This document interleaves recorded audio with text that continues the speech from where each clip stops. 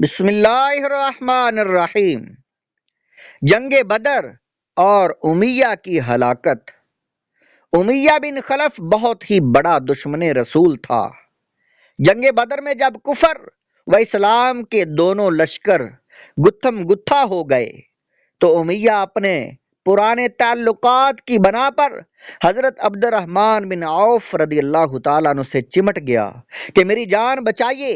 حضرت عبد الرحمن بن عوف رضی اللہ تعالیٰ عنہ کو رحم آ گیا اور آپ نے چاہا کہ امیہ بچ کر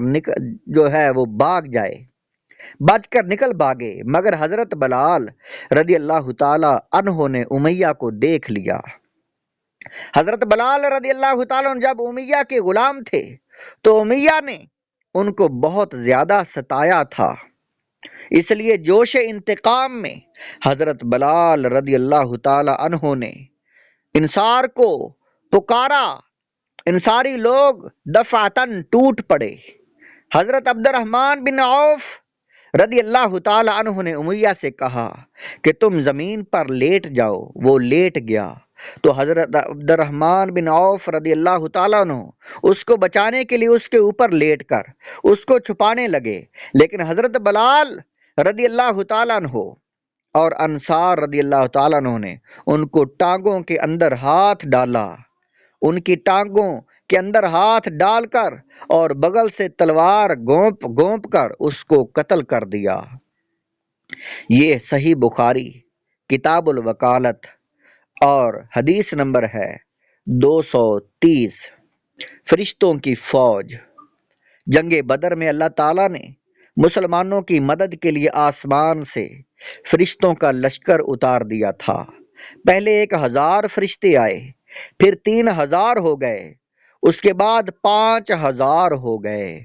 جب خوب گمسان کا کارن پڑا تو فرشتے کسی کو نظر نہیں آتے تھے، مگر ان کی حرب و ضرب کے اثرات صاف نظر آتے تھے۔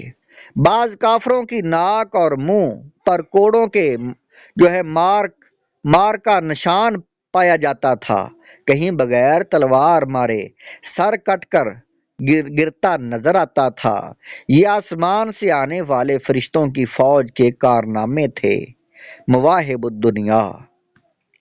کفار نے ہتھیار ڈال دیے۔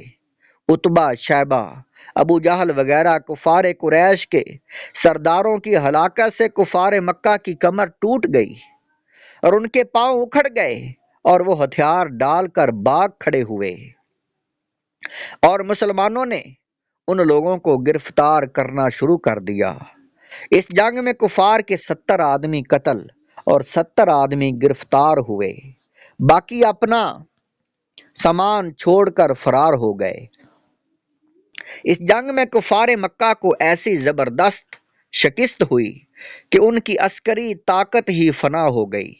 کفار قریش کے بڑے بڑے نامور سردار جو بہادری اور فن سپہ گری میں یکتائے روزگار تھے، ایک ایک کر کے سب موت کے گھاٹ اتار دیے گئے۔ ان ناموں میں عتبہ، شیبہ، ابو جہل، ابو الجنتری، زمعہ، عاص بن ہشام، امیہ بن خلف، نضر بن حارث وغیرہ قریش کے سرتاج تھے، یہ سب مارے گئے۔ مواہب الدنیا۔ معاشرہ زرقانی، غزوہ بدر الکبریٰ، جلد نمبر 2، صفحہ نمبر 328۔ جنگ بدر میں کل 14 مسلمان شہادت سے سرفراز ہوئے، جن میں سے 6 مہاجر اور 8 انصار تھے۔ بدر کا گڑھا۔ حضور اکرم صلی اللہ علیہ وسلم کا ہمیشہ یہ طرز عمل رہا کہ جہاں کبھی کوئی لاش نظر آتی تھی آپ صلی اللہ علیہ وسلم اس کو دفن کروا دیتے تھے، لیکن جنگ بدر میں قتل ہونے والے کفار چونکہ تعداد میں بہت زیادہ تھے، سب کو الگ الگ دفن کرنا ایک دشوار کام تھا، اس لیے تمام لاشوں کو آپ صلی اللہ علیہ وسلم نے بدر کے ایک گڑھے میں ڈال دینے کا حکم فرمایا۔ چنانچہ صحابہ کرام رضی اللہ تعالیٰ عنہم نے تمام لاشوں کو گھسیٹ کر گڑھے میں ڈال دیا۔ امیہ بن خلف کی لاش پھول گئی تھی، صحابہ کرام نے اس کو گھسیٹنا چاہا تو اس کے اعضاء الگ الگ ہونے لگے، اس لیے اس کی لاش وہیں مٹی میں دبا دی گئی تھی۔ یہ ہے مواہب الدنیا میں لکھا ہوا۔ کفار کی لاشوں سے خطاب۔ جب کفار کی لاشیں بدر کے گڑھے میں ڈال دی گئیں تو حضور سرور عالم صلی اللہ علیہ وآلہ وسلم نے اس گڑھے کے کنارے کھڑے ہو کر مقتولین کا نام لے کر اس طرح پکارا کہ اے عتبہ بن ربیعہ، اے شیبہ بن ربیعہ، اے فلاں، اے فلاں، کیا تم لوگوں نے اپنے رب کے وعدے کو سچا پایا؟ ہم نے تو اپنے رب کے وعدے کو بالکل ٹھیک ٹھیک سچ پایا۔ فقال عمر یا رسول اللہ صلی اللہ علیہ وسلم ما تکلم من اجساد لا ارواح لها۔ فقال رسول اللہ صلی اللہ علیہ وسلم والذی نفس محمد بیدہ ما انتم باسمع لما اقول منہم۔ حضرت عمر فاروق رضی اللہ تعالیٰ عنہ نے جب دیکھا کہ حضور صلی اللہ علیہ وآلہ وسلم کفار کی لاشوں سے خطاب فرما رہے ہیں تو ان کو بڑا تعجب ہوا، چنانچہ انہوں نے عرض کیا کہ یا رسول اللہ صلی اللہ علیہ وآلہ وسلم، کہ آپ ان بے روح جسموں سے کلام فرما رہے ہیں۔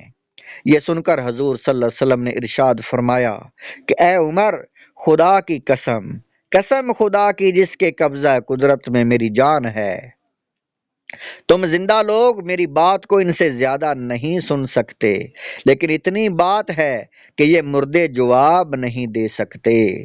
بخاری شریف کی یہ حدیث ہے اور حدیث نمبر ہے 3976 نمبر حدیث ہے۔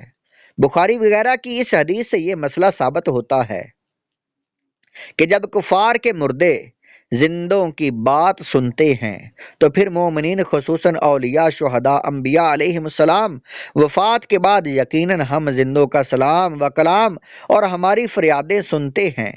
اور حضور صلی اللہ علیہ وسلم نے جب کفار کی مردہ لاشوں کو پکارا تو پھر خدا کے برگزیدہ بندے یعنی ولیوں، شہیدوں اور نبیوں کو ان کی وفات کے بعد پکارنا بھلا کیوں نہ جائز و درست کیوں نہ ہوگا؟ اسی لیے تو حضور اکرم صلی اللہ علیہ وآلہ وسلم جب مدینہ کے قبرستان میں تشریف لے جاتے تو قبروں کی طرف اپنا رخ انور کر کے یوں فرماتے: السلام علیکم یا اہل القبور، یغفر اللہ لنا ولکم انتم سلفنا ونحن بالآثار، یعنی اے قبر والو تم پر سلام ہو، خدا ہماری اور تمہاری مغفرت فرمائے، تم لوگ ہم سے پہلے چلے گئے اور ہم تمہارے بعد آنے والے ہیں۔ یہ مشکوٰۃ شریف کی حدیث ہے۔